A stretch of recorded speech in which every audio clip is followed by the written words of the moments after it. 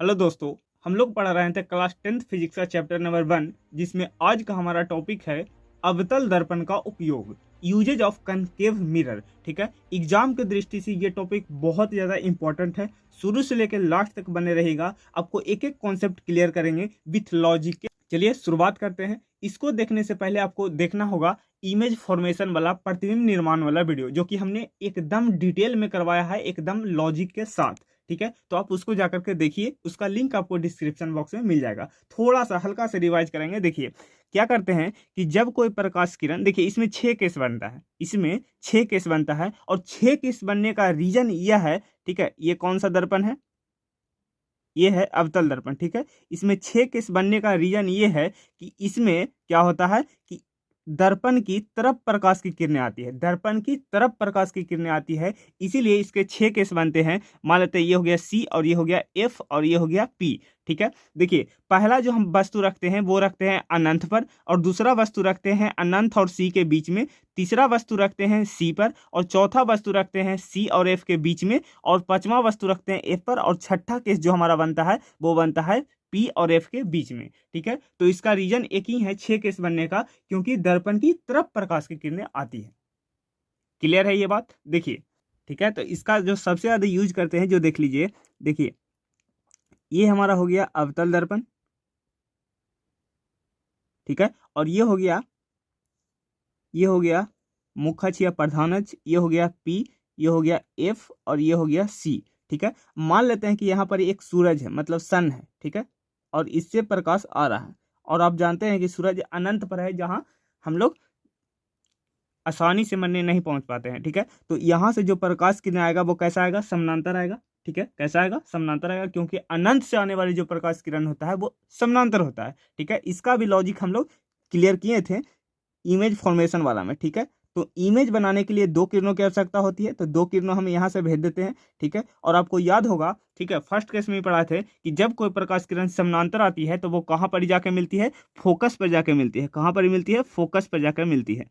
ठीक है, फोकस पर जाके मिलती है, तो यहाँ पर ही मिल गया। अब कोई भी प्रकाश किरण के समानांतर भेजोगे तो वो कहाँ पर ही मिलेगा? फोकस पर जाके मिलेगा। ठीक है, कोई भी प्रकाश किरण को आप समानांतर भेजोगे तो फोकस पर ही जाके मिलेगा। ठीक है, तो फोकस पर सभी किरणें कहाँ जाके मिल रहा है? फोकस पर केंद्रित हो रहे हैं। ठीक है, एक जगह, तो यहाँ पर ही बहुत सारी ऊष्मा उत्पन्न होगी। क्या होगी? यहाँ पर ही देखिए, सन से जो प्रकाश आ रहा है वो सभी के सभी कहाँ केंद्रित हो रहा है? फोकस पर केंद्रित हो रहा है, मतलब फोकस पर बहुत सारी उत्पन्न ऊष्मा होगी, जो कि हम लोग यूज करते हैं। एक तो सौर भट्ठी में, एक तो करते हैं सौर भट्ठी में, सौर भट्ठी में, और दूसरा या तो आप कर सकते हैं सौर कुकर में। ठीक है, सौर कुकर में, सौर कुकर में। ठीक है, इसका उपयोग करते हैं एक तो सौर कुकर में या सौर भट्ठी में। ठीक है, इसका सबसे ज्यादा यूज होता है सौर भट्ठी में। ठीक है, अच्छा एग्जांपल समझिएगा इसका। ठीक है, इसका उपयोग हम जनरली आपके घर में जो यूज होता है वो होता है डिश एंटीना में। आप देखिएगा आपके छत के ऊपर इस प्रकार से डिश एंटीना होता है। ठीक है, और यहाँ पर ही एक मशीन होता है, इसको ऐसा कसा जाता है कि ये फोकस पर ही होता है। ठीक है, ये होता है रेडियो किरणें, जो कि आता है और रिफ्लेक्ट होता है, वो कहाँ जाता है? और इस मशीन के पास जाता है। ठीक है, समानांतर आती हुई प्रकाश किरण कहाँ जाता है? फोकस पर। तो इसको मशीन को फोकस पर ही कसा जाता है कि समानांतर आती हुई प्रकाश किरण फोकस पर जाकर मिलेगा। ठीक है, और सारा जो रेडियो तरंगे है वो सब के सब यहाँ पर ही जाएगा, जिसके कारण आपको सिग्नल मिलेगा। ठीक है, तब आप टीवी देख पाते हो। ठीक है, तो इसका सबसे अच्छा एग्जांपल है डिश एंटीना, आप अपने घर में भी देख सकते हैं। ठीक है, तो इस प्रकार से होता है।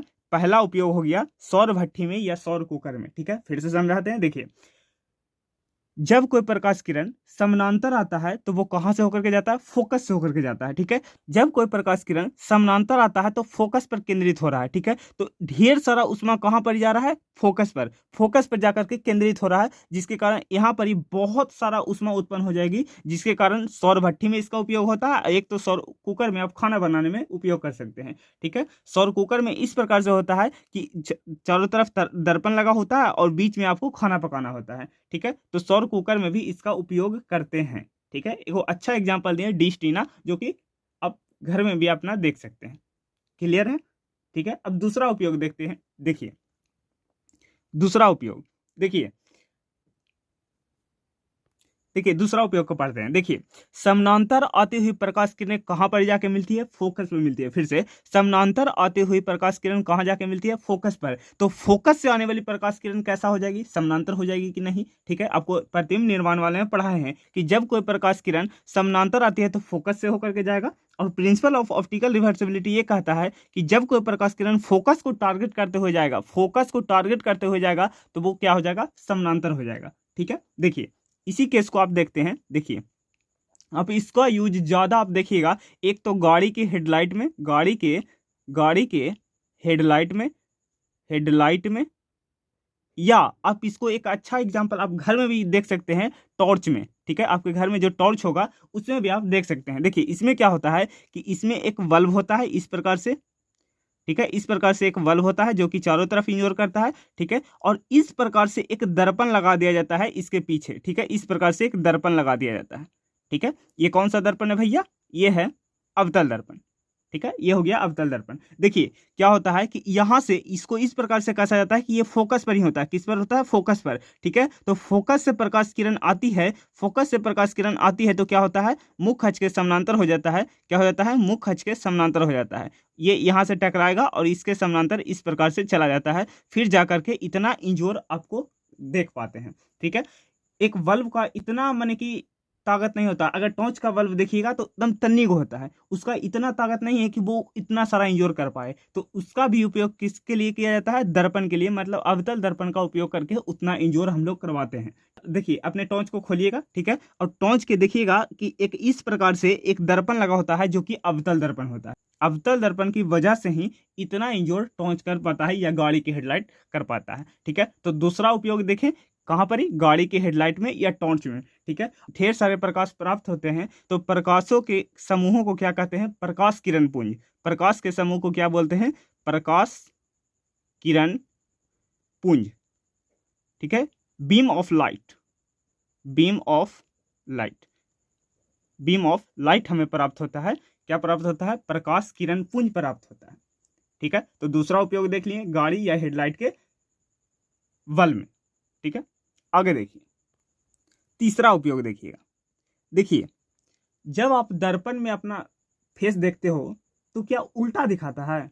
नहीं, सीधा दिखाता है। या जब आप अपने दाढ़ी बनाने जाते हो तो आप क्या चाहते हो कि आपका प्रतिबिंब उल्टा बने? नहीं, सीधा बने। ठीक है, तो याद कीजिएगा इमेज फॉर्मेशन में एक ही केस में ऐसा पढ़ाए हैं जो कि इमेज क्या बनता है? सीधा बनता है और वस्तु से बड़ा बनता है। याद करिए, ठीक है, केवल एक ही केस में पढ़ाए थे। वो केस कौन था? जब वस्तु पी और एफ के बीच में हो। जब वस्तु पी और एफ के बीच में हो तो एक ही केस में ऐसा पढ़ाए थे। जो देखिए ये हो गया हमारा अवतल दर्पण, ये हो गया हमारा मुख्य अक्ष या प्रधान अक्ष, ये हो गया पी बिंदु, ये हो गया एफ बिंदु, और ये हो गया हमारा सी बिंदु। ठीक है, केवल और केवल एक ही केस में पढ़ाए थे कि जब आपका प्रतिबिंब बड़ा बनेगा और सीधा बनेगा। याद कीजिए वो केस को, कौन सा केस था? जब आपकी वस्तु एफ और पी के बीच में रखा हुआ था। मतलब जब वस्तु एफ और पी के बीच में कहीं भी रख दीजिए तो इस प्रकार से रख देते हैं। ठीक है, पहला जो प्रकाश किरण जाएगा वो समानांतर जाएगा, पहला जो प्रकाश किरण जाता है वो समानांतर जाता है, और वो कहाँ से होकर के जाता है? फोकस से होकर के चला जाता है। वो कहाँ से होकर के चला जाता है? फोकस से। वो चला जाता है फोकस से होकर के। ठीक है, दूसरी जो आपको प्रकाश किरण भेजनी है वो सी को टारगेट करते हुए भेजनी है। किसको टारगेट करते हुए भेजनी है? सी को टारगेट करते हुए भेजनी है।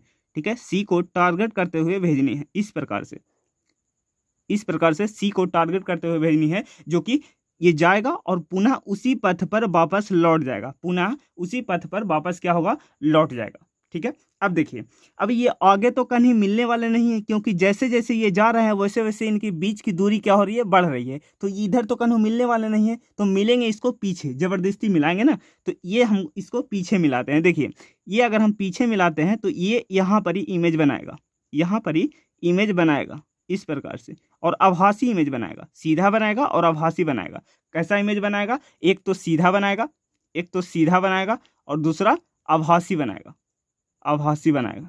ठीक है, तो केवल केवल एक ही केस में हम आपको पढ़ाए थे। कब? जब आपकी वस्तु पी और एफ के बीच में हो। जब आपकी वस्तु पी और एफ के बीच में हो तब जाकर के आपको एक तो बड़ा प्रतिबिंब मिलता है और एक सीधा प्रतिबिंब मिलता है। ठीक है, अब इसका उपयोग कहाँ करते हैं? देखिए इसका उपयोग करते हैं हम लोग दंत चिकित्सक में। जब आप दांत के डॉक्टर से जाते हो ठीक है, जब दांत में दर्द उर्द रहता है तो आप जब डॉक्टर से मिलते हो तो इस प्रकार से एक स्पून नियन, ठीक है, चम्मच नियन निकालता है इस प्रकार से, जो कि यहाँ पर ही एक दर्पण लगा होता है। यहाँ पर ही क्या लगा होता है? अवतल दर्पण। ठीक है, अवतल दर्पण, अवतल दर्पण। ठीक है, यहाँ पर ही आपका अवतल दर्पण आता है और मुंह के अंदर घुसाता है। तो यहाँ पर ही ये आपका दांत है, यहाँ पर ही ये आपका दांत है। ठीक है, इसको इस प्रकार से रखा जाता है कि आपको कहूँ भी रहेगा तो दांत आपको कहाँ आएगा? दांत आपको आएगा फोकस और पी के बीच में ही। सिंपल से बात समझिएगा। ठीक है, जब आप डॉक्टर के पास जाते हो, ठीक है, तो एक अवतल दर्पण लगा होता है इस प्रकार से, स्पून नियर रहता है। ठीक है, इसका जो फोकस दूरी होता है वो इतना दूर होता है कि जब आपके मुंह में डालता है, ठीक है, तो ये फोकस और एफ के बीच में ही दांत आता है।